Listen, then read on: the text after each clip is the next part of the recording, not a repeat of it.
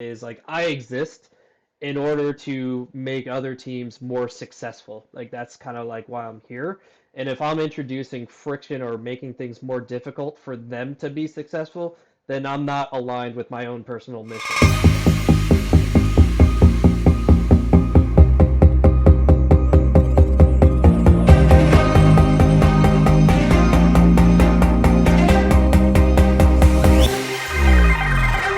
In this episode of Go to Market Excellence, we have Dan Grossberg. He is a five-time director of RevOps, currently leading RevOps for LeagueApps. It's the #1 technology platform for managing youth and adult sports leagues. Previously, Dan has had RevOps stints at Constant Contact, Litmus, Clyde, and has been consulting on the side for the last 6 years as well as a RevOps and Salesforce administrator. We're talking about a real stud in ops who's seen it all, and we're excited to have him. Dan, welcome to the show. Thanks for having me, Dan. So we're going to talk today about tech stacks, first 90 days as a RevOps leader, what the ideal RevOps team looks like, and a bunch of other stuff. But first, I want to dive in to two rapid fire, but also super important questions. So Dan, what's one thing you would tell anyone who's about to step into a RevOps leadership role? What would you tell them to start doing? Yeah, that's a great question. So straight off the hop, if you're stepping into a new role, start planning. Start having a roadmap or an end goal in mind for all the types of things that you're looking to put in place or looking to fix. See how it fits into the big picture. And as you are doing this planning, make sure you're documenting everything. Write everything down more than you think you need to. Is that you're speaking from a lot of experience? Have you stepped into jobs where you didn't document stuff and then you had to go back later and clean up a lot of stuff? There's definitely a lot of battle scars there, yeah. So certainly plenty of misses on my part where I didn't do as much planning or documenting as I should have, and I've also stepped into roles where my predecessors did not do that either. Yeah, and certainly there's a lot of work that you do that you're grinding through work one week and then you forget about it when you get new projects. In RevOps you have people coming at you from all angles. You got executive people, you got sales executives, and so it sounds like if you're not documenting everything, then it's easy to forget kind of why you made certain decisions, the strategy behind it, or the lack of strategy behind it, and so that's good stuff. Let's also talk about what you would recommend a RevOps leader to stop doing. Yeah, it kind of goes hand in hand, but I'd recommend folks stop running or jumping right into the doing or the action part of whatever type of project or request is coming across your way. I think by nature, being in an operations type of role, people like want to help others. I know for me personally, that's why I enjoy this sort of work is like I like being able to step up and help out when needed. And there's that natural tendency where somebody comes with like an issue or a problem or something they need fixed that I'll dig right in and start going and like, want to deliver and get them into a better spot. But really, I had to build the muscle to stop running and moving so fast to actually understand what the underlying root cause is or what the problems are and strategize on how to think about the proper way to solve it. Again, tying it back to the planning and documenting, how does this ask or how does this project fit into the larger picture? And if you stop moving so fast, you'd be able to make sure that you have a much more cohesive solution and operational stack, and it just makes everything move much more smoother. Certainly, and I've been guilty of sending in quote unquote urgent requests to RevOps or our Salesforce administrators in the past, and so how would you advise people to handle those requests that come in that are so urgent? And often they come, marketing and sales are often the guilty parties of that, but it's other folks as well. So how do you handle those quote unquote urgent requests, especially if they come in late on a Friday? Yeah, it's hard to like. I don't necessarily say you want to push back on them, right? But you want to be naturally curious or inquisitive and understand about the ask. Like, where is it coming from? Who's going to, like, let's say it's a new field. We need to start collecting X, Y, and Z on this sort of thing. Yeah, that's great. Okay, so we have this field in place. Who's going to be responsible for making sure it's filled in and it's accurate? And like when you start asking questions like that, it causes the other person to pause. Like, I know this is a really simple and easy thing to do, but like in the long run, who is responsible ultimately for it being accurate and complete? And that might reshape the question or the ask a bit. And then that also allows you again to tie it to like a larger initiative or like what is behind the request. Is it like a new initiative or a new product launch? And that helps open up additional questions and additional conversations, which would naturally slow it down.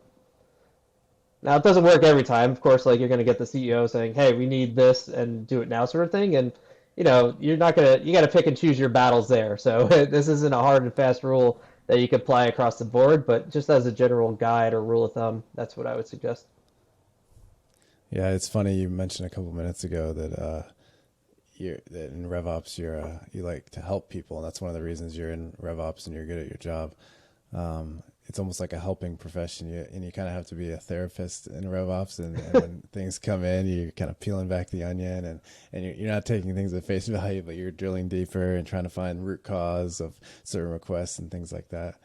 It strikes me that you actually are in the helping profession. Yeah, it certainly would help you if you build that empathy muscle for sure. Yeah. Yeah. Okay, let's get into tech stack stuff. So you're starting a company tomorrow. Mhm. You're the head of RevOps or CRO or whatever. Pick your title. If you're starting a company tomorrow, what's your ideal tech stack? Yeah, see, this is the question that like really grinds my gears, and I'll tell you why. Like there's no such thing as like the ideal tech stack that you could apply across the board. Like there are certain things that you probably need across the board, like some sort of cadencing and sequencing. Probably in most cases, you would need something like that, but not always. It really depends on your go-to-market strategy. It depends on the types of customers you're trying to acquire. It depends on the business that you have here. So honestly, like I don't think there is an ideal tech stack that exists.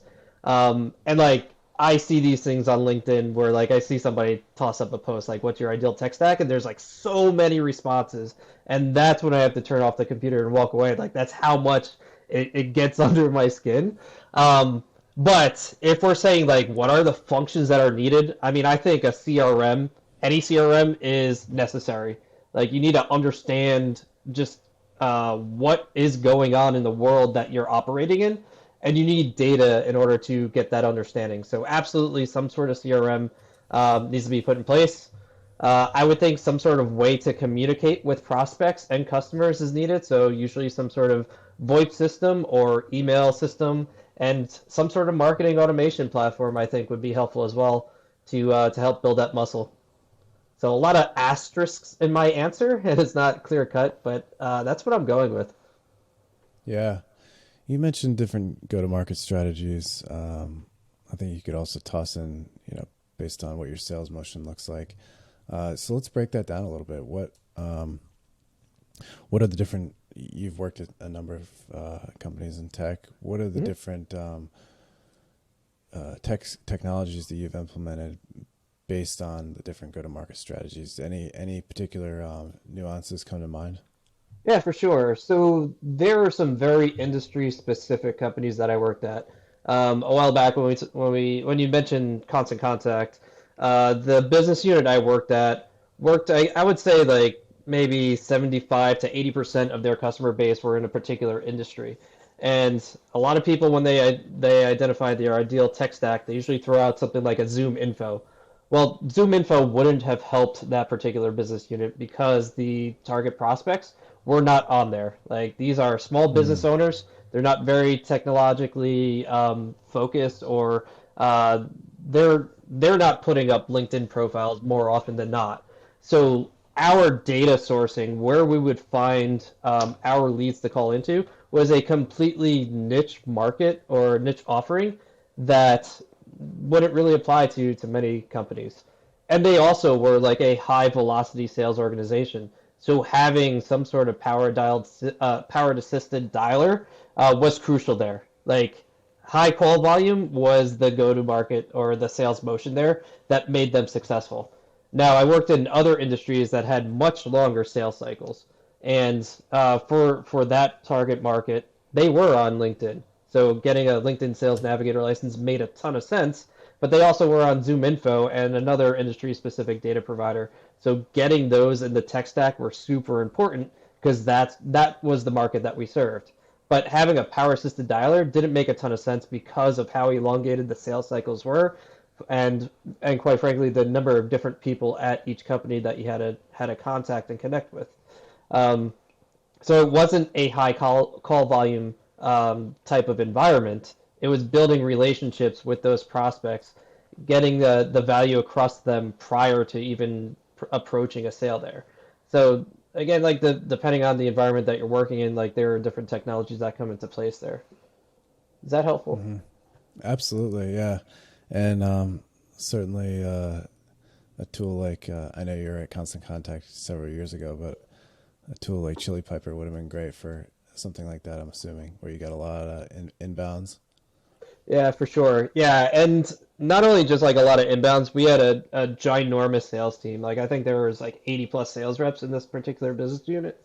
And like we went through many different permutations of how we segmented that sales team. Some were based on region, some were based on the industry that we did sell into. And we even had like this small incubator group as well that were testing out new markets or testing out new industries. So having something like Chili Piper to route them and handle that mass volume and help with the scheduling would have been crucial back in the day. Hmm. So I know you're a Salesforce guy at your core. I believe, at least that's what I've heard. So I'm assuming that's what you favor as your CRM. But right now, what are some of the other favorite tools you have, and specifically for what you're doing at LeagueApps and maybe what you're doing as an advisor or consultant to other companies? What are some of your top tools that you're really loving these days? Yeah, so like there's one that I haven't put in place just yet. Actually, there's a few that I'll speak about. But the technologies that are connecting the CRM to the places where we work, and like we are a Slack shop, so I'm evaluating different technologies out there. But there's like the ones that I'm sure you've heard of are like Troops and Rattle, and there's another one called Hmm. Manager, which are pretty interesting in that being remote now, we're kind of forced to being in a remote situation. We're spending a lot of time in Slack and we're doing a lot of communicating in Slack.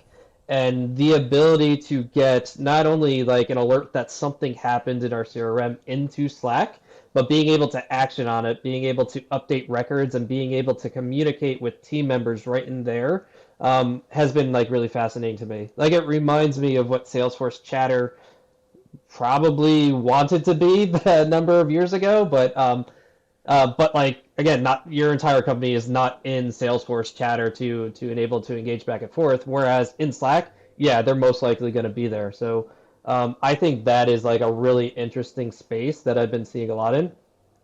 And then there are these this other Hold on, technology. I want to go into that Oh real yeah, quick. sorry. So Yeah. yeah, I've heard of Troops, and I've seen they have a tour on their website. Mhm. So I've clicked through. In practice on a day to day basis, have you seen or heard of of how people are actively getting more efficient because they don't have to log back into the CRM. Mhm. Like, are they? So they're updating records, they're updating fields right inside of Slack. You're saying, and then so they don't have to go into Salesforce. So essentially, even though Salesforce is the CRM for salespeople, we're trying to get them to log in less. So it's I wouldn't say that's the goal, get them to log in less. What I would say is make Salesforce the system of record and give them as many entry points to get the data into the system of record as possible. And I'll give you a good example, right? Hmm. One of the things that is important to us is understanding when our demos happen. So like we have a custom field set up on our task objects for the demo date and time. So we have a workflow that when one of our BDRs creates this scheduled demo task and they leave that field blank, then their job is not done essentially. So rather than like running a report or looking into Salesforce like as my end as like kind of the CRM police or whatever, there's an Hmm. alert that like if a certain amount of time, I think we have it set to an hour right now, that if they create that task and that field is blank, they'll get pinged on Slack to hey, reminder, you got to fill this field in, and they can do it right in Slack. So like there's like a data hygiene component to it as well. But then Yeah, yeah. also like we have our sales reps where like you want them to update next steps as a common thing that like is across the board. They could open up their opportunity right in Slack. Like if their manager is slacking them, like, hey, what's going on with Acme Corporation? I don't see any next steps in here. They could, and they're communicating in Slack about this. They could hit like one of the slash commands, pull up Acme Corp opportunity, and enter the next steps right there. Gotcha. Well, so a major data integrity component. You mentioned being the police. I hear that term a lot when we have meetings with companies. A lot of times we're talking to RevOps people about our what we offer at Scale Matters, and a lot of times they use that same terminology. We're tired of being the police all the time. We have all these data integrity issues, constantly trying to get salespeople to enter data. Is how much of your day today is spent your normal day today is spent being the police, like what percentage, and how does that compare going back to previous jobs? Is it getting better, is it getting worse with all these new technologies that help Mm-hmm. supposedly help with hygiene like troops? Yeah, so it's definitely better these days than it was back in the day. And I think, quite honestly, it's less about the technology. I mean, certainly something like Troops helps with that. But I think what it's more about is the strategy in deploying these processes, these changes, right? If there's like and like I think it's a failure on myself if I'm policing too much, because that means I put something in place that is not useful for anyone other than someone like myself or someone who needs to pull a report that needs to see complete data. Like Mm-hmm. if like that field is blank, that demo date and time, then it wasn't useful to that person to enter that information. So like that's a failure on my part. um, we built it so that they have to use that. Like it helps them schedule out their day, and they understand what they need to do at different points of the day. So like by building in the reason why these data pieces need to be collected, really helps reduce the amount of policing that you need to do. It kind of like they use it because they need to or they want to use it, sort of thing. Mm-hmm. What do you use, like tactically? What do you use? Do you use like tooltips on different fields, or do you use? I know that in Lightning, there's different places where you can explain, have text to explain certain screens or certain fields, or do you just rely on meetings and explain, this is the change, this is why we're doing it, and getting salespeople on board with the change management that way? Yeah, it's a combination of the two. I do use the help text a lot more these days than I used to. Quite frankly, I'm a lot better at that piece of it. But we're very fortunate here at LeagueApps. Like we have a pretty large enablement team that Mm. is involved in any sort of change management that we go through or introducing new technology. And do we over-index on training people and showing them how to do things? Probably. We do that quite a bit, but there's a lot of communication about why things exist and how it is useful. And also, like, it's baked into like the normal reports that are pushed to them or that are reviewed in like our weekly sales meeting, as an example. They're utilized there, so that's why like that's why they're the importance is shown to them. So yeah, it's a combination of doing a lot of meetings and review on how tos, but also using the technology to walk them through it as well. Like I also probably over-index on using Salesforce flows because like I like the guided step by step. Like here, enter this information. Now click go next to go to the next screen and enter this here. Um, I use that a lot more than like let's say a validation rule. Like there's not many validation rules in our CRM. Um, because I don't know, I'm just not like a big fan of somebody putting all this extra work and then like they can't click save and there's red text there and it just I don't know. That gives me that keeps me up at night. Yeah, our RevOps folks have been doing the same thing. Vinny, Vinny, he's and maybe you guys have talked about this. Using the flows has been a real game changer, and I think it's a lot easier on the user as well. And that's one of the, honestly, as a technology administrator, making it as easy as possible on the user is maybe the best thing you can do. I'm curious if you I'm curious on your thoughts on that about what the fine line is between an effort on an admin's part to make things easy and and how far they should go before it's like, oh, that's they're going too far. They're now doing the job that or Mhm. doing the job that the salesperson should do or the user should do. And in related to that, when related to the data integrity thing, what protocols do you have in place, or what do you have in place to be able to catch when the data is bad, or when you have a bunch of op records that with overdue Mhm. close dates and things like that. You know what I'm talking about. Sure. Yeah, so I can answer the second question first because it's stickier in my mind at the moment. So I have I learned this from someone at a previous role when I was at Seven Rooms. Um, we have a should be zero dashboard that gets emailed to me every day that helps Hmm. make sure that like the data is where it should be, or like these critical business functions, or like the critical business reports are complete and not don't seem off. So like every day, every morning, I mean, quite honestly, I wish the Salesforce dashboard emails were a bit more useful, but at the very least, I get a link to go to a dashboard in Salesforce, and I see all my critical reports and my charts, and every single one of them should be zero, meaning there are no records found. And if there are no records found, then in theory there should be no issues with data integrity. So I rely on that a lot. I also rely on that Slack app like Rattle, where like 7 days after a close date has passed and the opportunity is still open, I'm sending that to the opportunity owners to so that they could easily push that out to a later date Mm-hmm. or market close loss.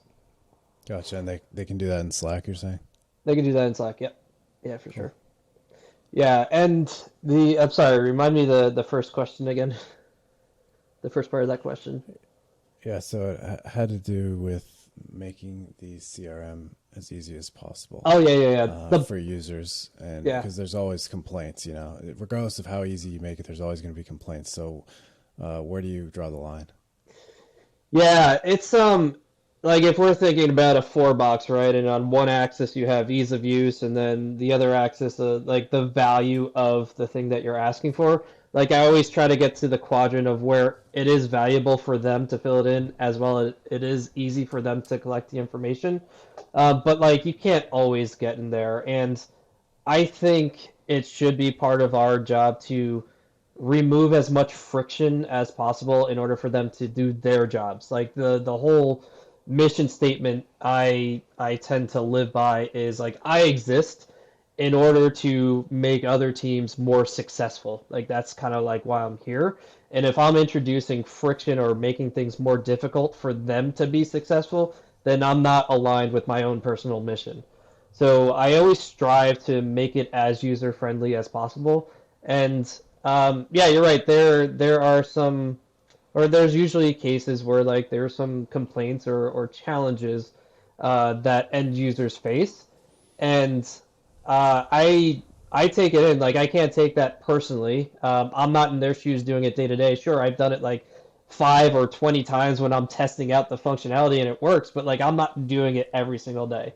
And or like so tied to that is having these feedback sessions where it's less about like a gripe session of what sucks.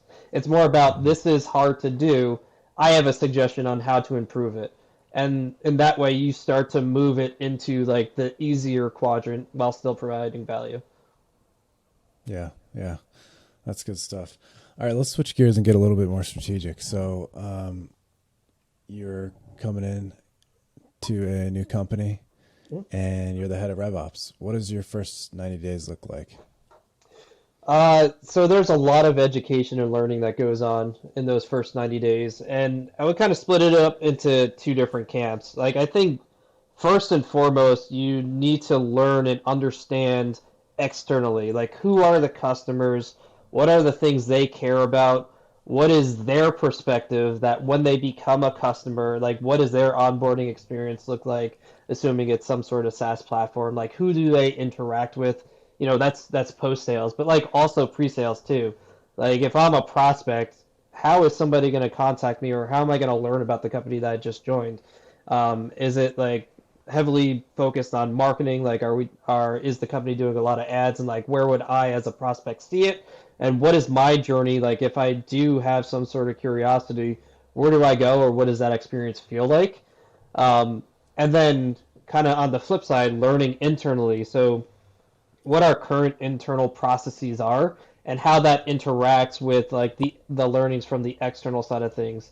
I've in a lot of roles that I've joined, I've done essentially ride-alongs. I think they used to be called back in the day, but it's really just shadowing not just the go-to-market teams, but really all aspects of the company to see how everybody's interacting with like our prospects and customers.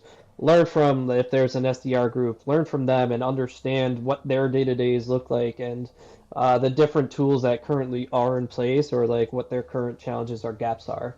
Um, and the reason for like focusing on that is like I mentioned earlier that empathy, like you really get a lot of folks on your side or you're able to build that sort of what's the word that I'm looking for? It's not authority, but like you build trust with these folks if you could really understand and show that you understand what they go through on a day-to-day basis.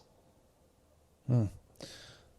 That's interesting how you break it up into those two the external part and then the internal part.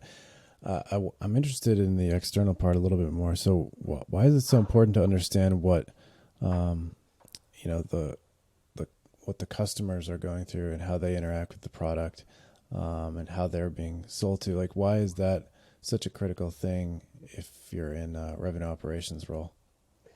Because And in yeah, addition to that, like what's an example of something you've learned from actually like going out and like looking at the customers and how they interact with your product and things like that? sure. So from the customer perspective, you could get a lot of learnings of what they find valuable about about your product, right? If you do have the opportunity to interview customers and understand what they love about, your product or what it is that you're offering, that could be translated into new messaging for the marketing team to use in their campaigns or like their online ads or what have you. That could transform how an SDR picks up the phone and like the illuminating questions they're asking a prospect can come from the direct feedback of a customer that could be a new differentiator for you against like your competitors.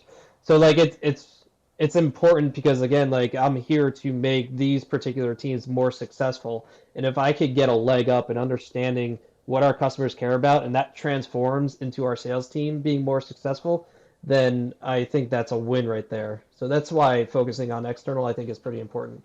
And like the opposite side too, like if you notice that our outbound messaging or like our prospecting is heavily focused on like this feature list or like this particular thing that like our customers are like, yeah, I mean that's kind of cool, but like that's not really why we bought from you guys. Then like there's a disconnect there. You're not connecting why people are buying with like how you're trying to get new additional customers. Hmm, that makes sense. So for you, it's part of the educational process, so that you can add early value to the functional areas, and that's great because um, I think the RevOps role is so strategic, but it's moved way beyond just an administrative role, and now you have that role. You can have a voice, and you can share what you heard from customers, and like this is how I think we should change the messaging, and this our pitch is off here. So by doing that, you're able to add value when you start going along those ride-alongs and stuff like that. It makes a ton of sense. So in those first 90 days, what are a couple of maybe one or two failures that you would recommend people would avoid in their first 90 days? Maybe it's based on experience, maybe it's based on observation, but what are a couple of failures you would recommend to avoid? Yeah, it ties back to the thing that I think people can or should stop doing, and it's like running too fast. So like I've stepped into roles where it's like, we're glad you're here. Here's our laundry list of things that we need fixed. And it's almost like they're setting the priority or they're setting the roadmap for you. And that could get you behind the proverbial eight ball where like I've chatted with a lot of other folks in operations positions, and like a lot of the things that I hear from them is like, I'm very reactive right now, and I'm not able to be in that more proactive role where I'm strategically thinking and I'm kind of being stuck in this position where like I don't feel like I could grow because I'm always just like fixing or reacting to things. Hmm. So like from the get-go, if you're in that position, it is super hard to break out of. At least in my experience, it has been. So being empathetic, listening, taking in that laundry list, sure, that's great. Let's see how this ties into the larger picture. And as you develop your roadmap, like I understand this is important, but is it crucial? Is it important right now? Or is this something that I could put on the roadmap for, next quarter or next year, depending on like the impact of the thing that I'm trying to fix here. Hmm. So the issue that you mentioned about from the get go, you're just kind of a firefighter responding to emergencies. Mhm. Um, you said it's difficult to break out of that. How have you figured out how to break that cycle, or is the only thing to do just find a better company because it's just a cultural thing? No, it's I mean it could be a culture thing for sure. And like if you look at my background, sure, like there has been a lot of movement there. So like maybe my what I would have done might have been sort of like jumping ship pretty early. I guess what I'm trying to say is I haven't mastered how to break out of that. If that's how like your role begins or how it starts out. Hmm. But usually a way to do this, and this sounds counterintuitive because I said like for new hires you shouldn't do this, but like it's bring on more people onto the team, or get some sort of help to alleviate some of these fires that you're putting out where it's not you doing it. So is that like growing your RevOps team and bringing in additional people, or is it specializing your RevOps team so that you're able to triage particular things and you are able to focus on some more strategic or forward-looking type of projects? That could be it, but quite honestly, I don't have a good track record of getting out of that other than moving on to another company. So Hmm. I don't know if I'd recommend that, to be honest with you.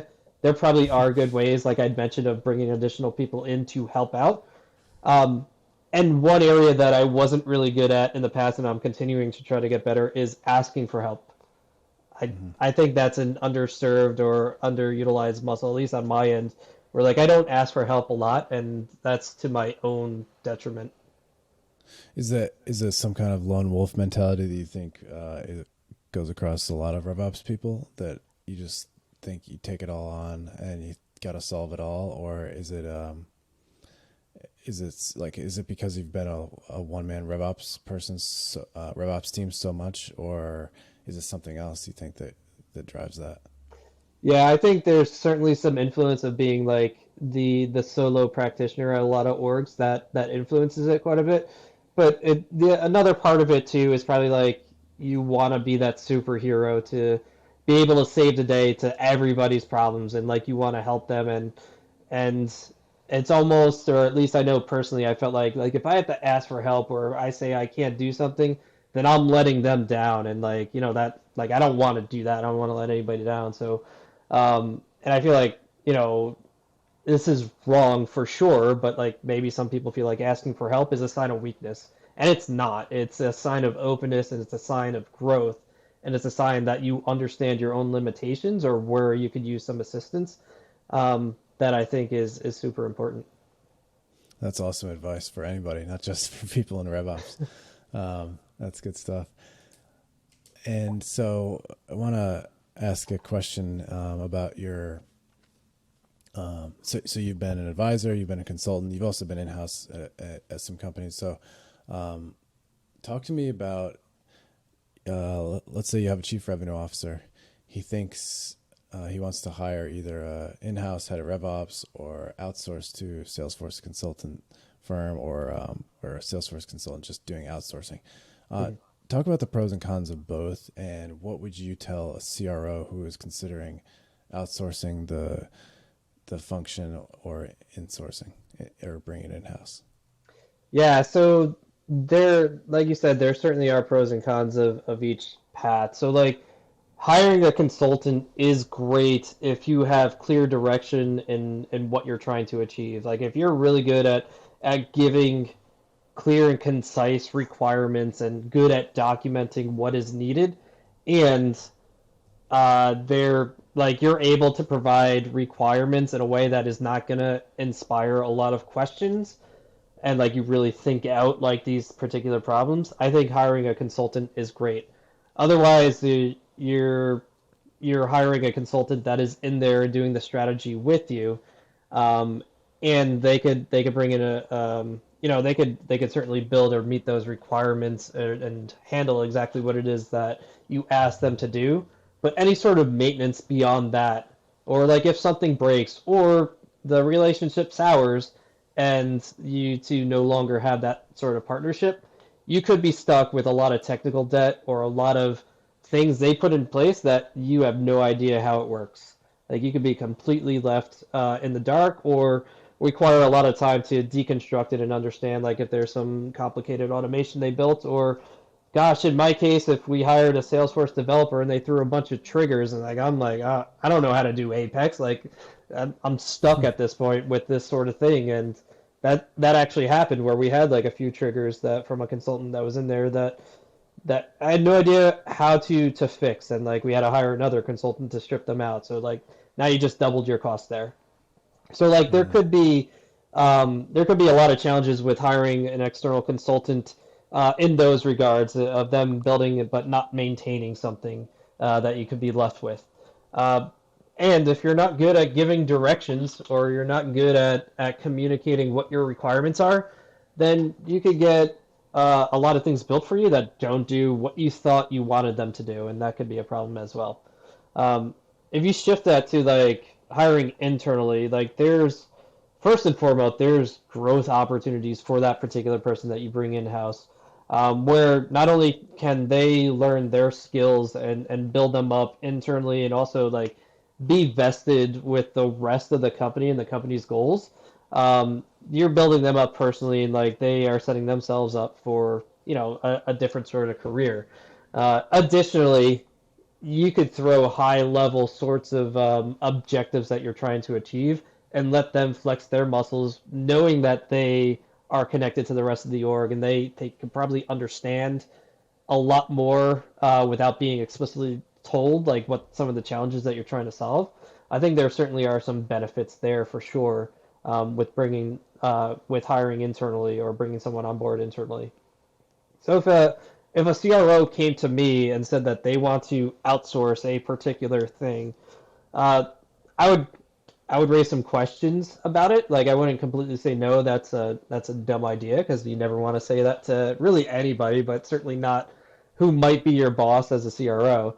Mm-hmm. But like I would ask questions about that. Okay, like is this sort of like a one-time project or is this going to be an ongoing engagement we have with the consultants? What is going to be like the limits of where the consultants touch or what they're responsible for, and versus what we are responsible for internally? Who's going to manage the relationship with the consultants? Probably would be, if he's telling me we're going to hire one, it probably would be me, if I'm guessing.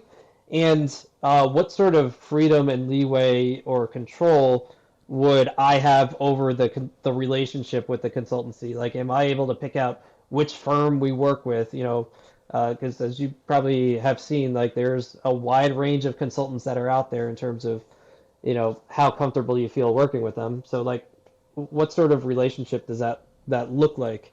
And then like I'd also add on the tail question like, is this a long-term thing or strategy that we're going with, or is this just to get over these particular projects and then we might look to hire someone internally? Mm-hmm. You've also been on the advisory side and helping people or internally, right? I think you're working with Sonar a little bit right now. I am working with Sonar on the advisory side. It's less about how Sonar operates internally. It's more helping them in market.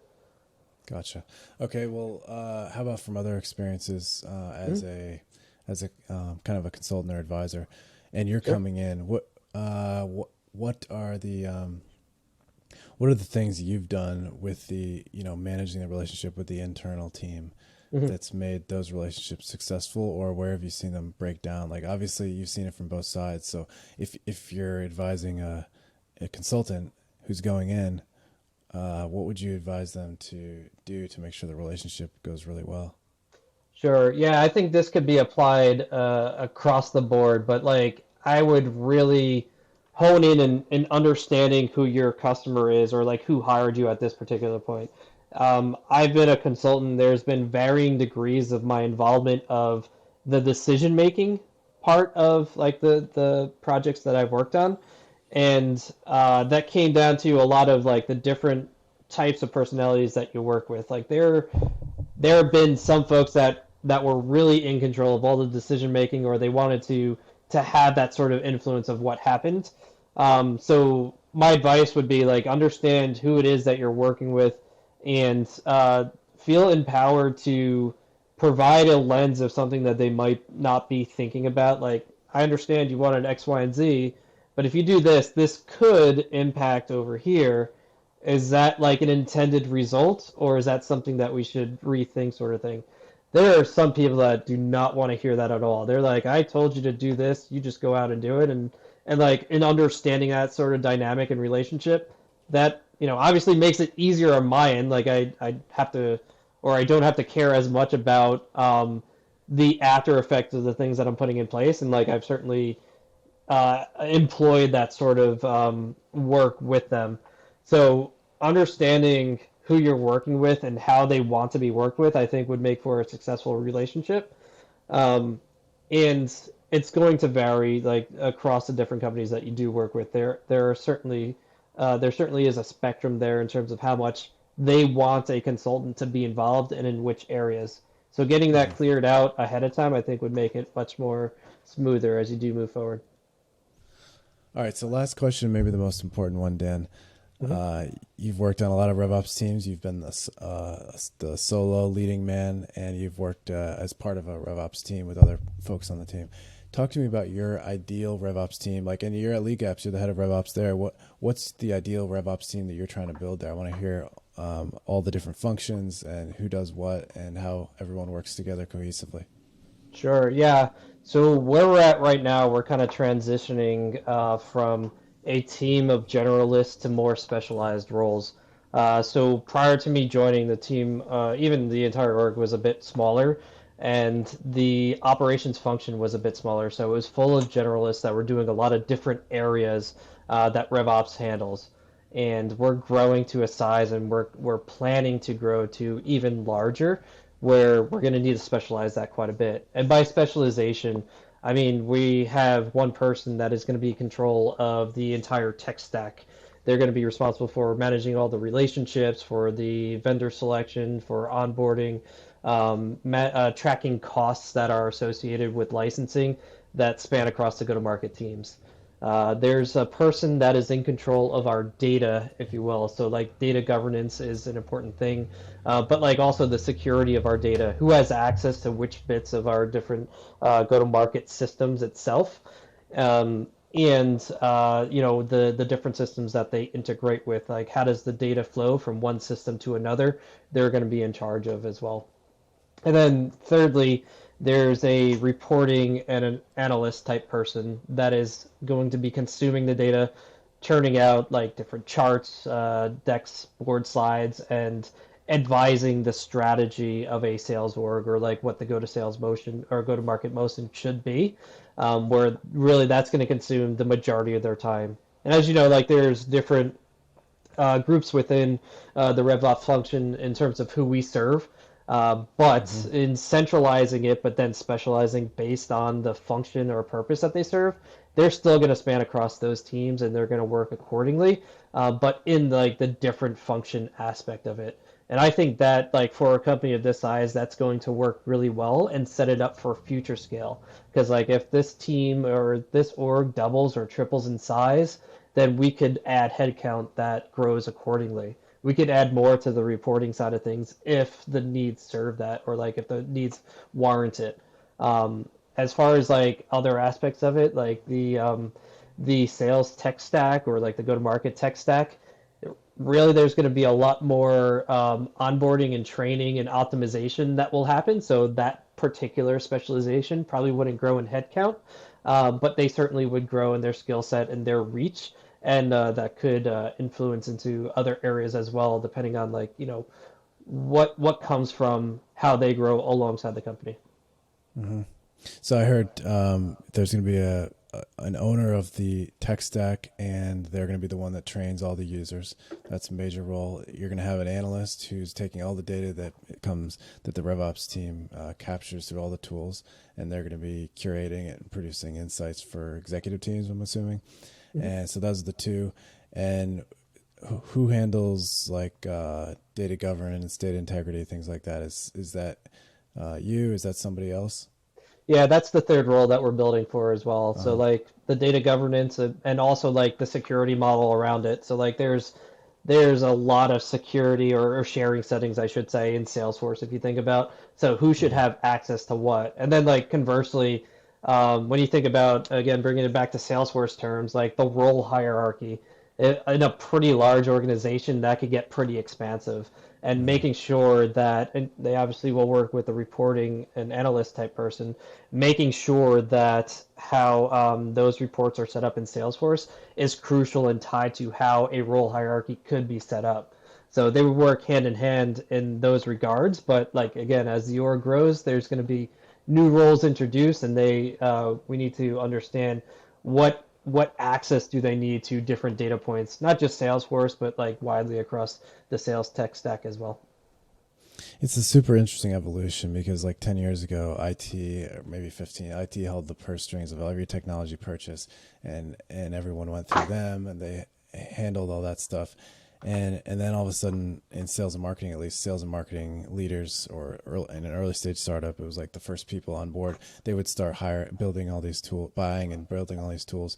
And that's really where everything got messed up. And then we had to RevOps had to come in and save the day, and now the whole structured IT function has moved to RevOps, and RevOps is like the new IT, at least for go to market. So kind of an interesting evolution, and you've kind of like been there through it. How what other would you concur that is the case, and how do you think we're better off today than we were 10 or 15 years ago? Yeah, there certainly were some growing pains in there as like we went from centralized to decentralized back to centralized and again, or like we're trying to get to centralized in a way. Yeah. So it's been an interesting evolution before. Like, are we better off for it now? I I don't know. I probably I might be biased because like I'm kind of in that role and like those are sort of things that I enjoy that I think we could be successful in. But then but then also like it's the same sort of model that we had. It's just the people who really owned that piece were so far away from the end users or the ones that used it. So like they Yeah. had a different North Star that they were focused on or like reason behind them existing. Um, so like okay, let me walk back on what I said before. We're definitely better in where we are today because I feel like as an operations group, we're empowered to make better decisions on the different tech stack that we do use because we are so much closer to the end users and we see the net results of that. We probably lost a bit on, whatever it is that IT does. But yeah, I certainly think we're better in a better position now anyway. And certainly, you're much more strategic. You understand the strategic and the tactical elements of sales and marketing far more closely than corporate IT would have. You know.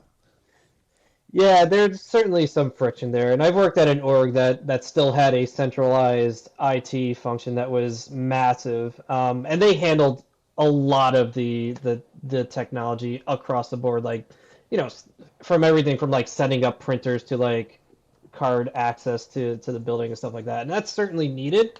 But like technology is so prolific in so many of our different roles today that democratizing access to that a bit more, I think, is a smart move.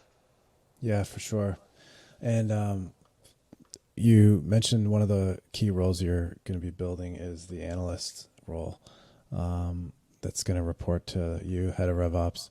What tools are they just going to be using Salesforce and marketing automation tools, or are they going to be building a business intelligence kind of a business intelligence component into RevOps. And how's that going to work? Yeah, so for this particular role, we do have some BI tools already in place, and in fact, we have a pretty solid data operations team or business operations. I forget their exact title. Mm-hmm. And they already have like a pretty powerful BI tool. But to be honest with you, I'm not going to mandate what they use. Like that's why they're being hired for this role. Like they're gonna find out the best way to present and generate the data and insights that we need. So I'm gonna Mm-hmm. leave it on them to really pick what that stack looks like, assuming it makes sense. But Yeah. I think to start, I mean, I'm not gonna say there's like a open or blank check that they could use. So we're going to probably start with what we have, and then if we need to scale beyond that, then I would work with them to make sure we could set them up for success. Makes sense. Hey, Dan, really appreciate you spending time with us today. It's been a great conversation. Hope to have you back on someday, and best of luck, continued success at LeagueApps. Thanks so much. Thanks, Dan. I really appreciate it. This was a lot of fun. Absolutely. Take care. All right, see you.